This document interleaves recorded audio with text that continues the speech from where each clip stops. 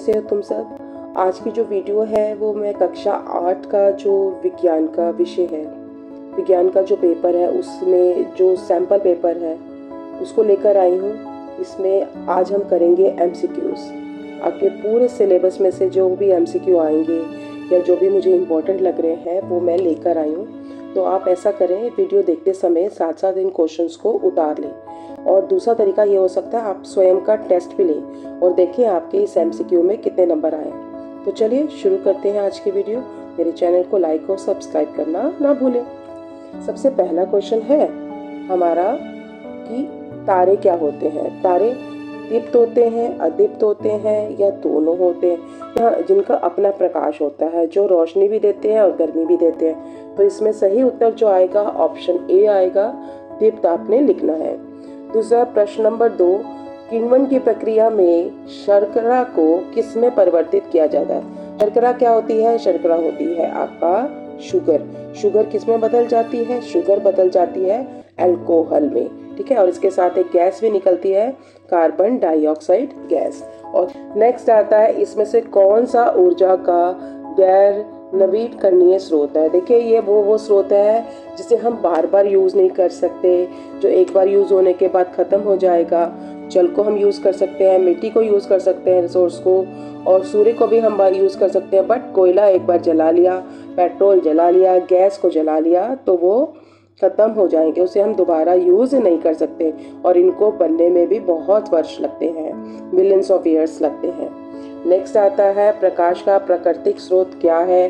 तो इसमें आएगा बिजली का बल्ब भी नहीं है, ट्यूबलाइट भी नहीं है, और इसमें प्राकृतिक सोर्स जो है वो आएगा रवि।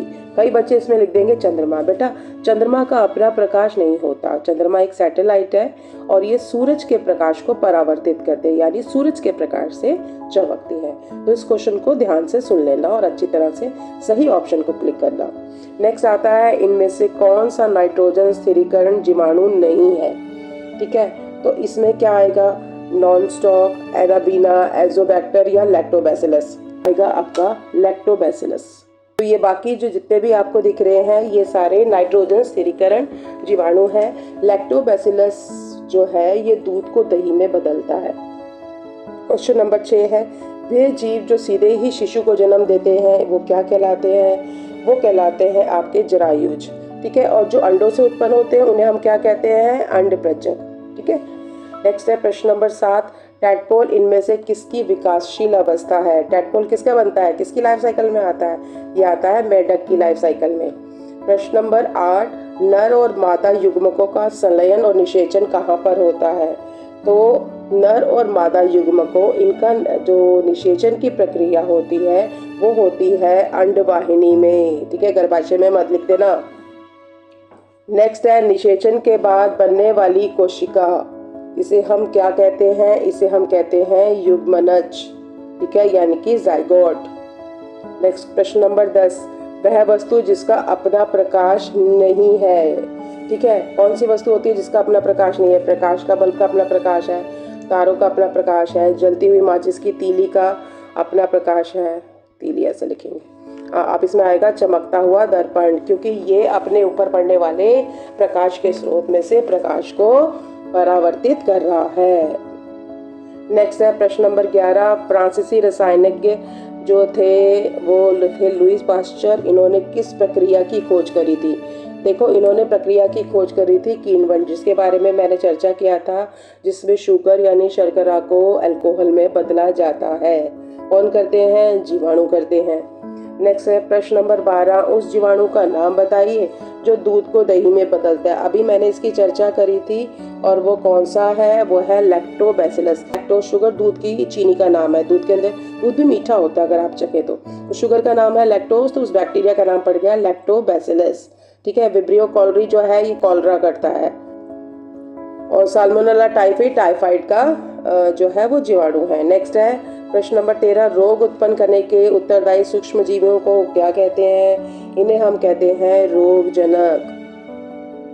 नेक्स्ट है कौन सा ऐसा संक्रामक रोग है जो सूक्ष्म जीवों के कारण होता है? देखिए सूक्ष्म जीवों के कारण जो है ये होगा एड्स जो होता है वो वायरस के कारण होता है, पोलियो वायरस के कारण होता है, तपेदिक जो है ये जो होता है बैक्टीरिया के कारण होता है, और जो डेंगू है, डेंगू में जो एडिस मच्छर होता है वो संवाहक बनता है, और इसका जो मेन फैक्टर होता है वो भी एक वायरस से होता है। तो इसमें सही ऑप्शन आएगा ये चारों, मुझे लगता है वो लिखना ही भूल गया। तो ये चारों ही सूक्ष्म जीवों से होने वाले रोग हैं। सूक्ष्म जीवों में आपके जीवाणु भी आते हैं, विषाणु भी आते हैं, है ना, फंजाई, कवक भी आते हैं, शैवाल भी आते हैं। नर जनन या प्रजनन कोशिका क्या कहलाती है? नर जनन कोशिका जो होती है वो शुक्राणु कहलाती है। मादा जनन या प्रजनन कोशिका क्या कहलाती है? मादा जनन या प्रजनन कोशिका कहलाती है डिंब। नेक्स्ट है शुक्राणु की वृद्धि और जनन जो होता है ये कहाँ पर होता है? ये होता है आपका वृषण में।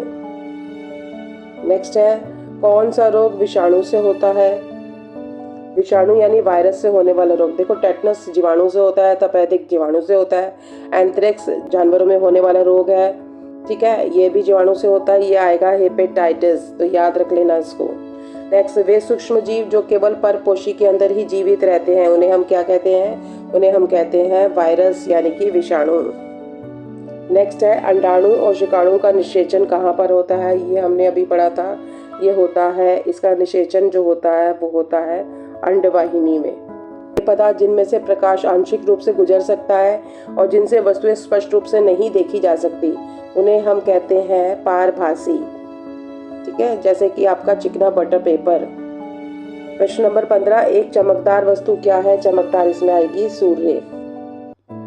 नेक्स्ट है वे वस्तुएं जो प्रकाश को अपने में से होकर जाने देती हैं, यानी जिनके आर पार हम देख सकते हैं, उन्हें हम कहते हैं पारदर्शी। नेक्स्ट है कुछ सूक्ष्म जीवी रोग जो होते हैं संक्रामित व्यक्ति से स्वस्थ व्यक्ति में हवा, पानी, भोजन या शारीरिक संपर्क के माध्यम से फैलते हैं, उन्हें हम क्या कहते हैं? उन्हें हम कहते हैं संचारी रोग। ये इंपॉर्टेंट है, आपके मिड टर्म में भी आया हुआ है ये।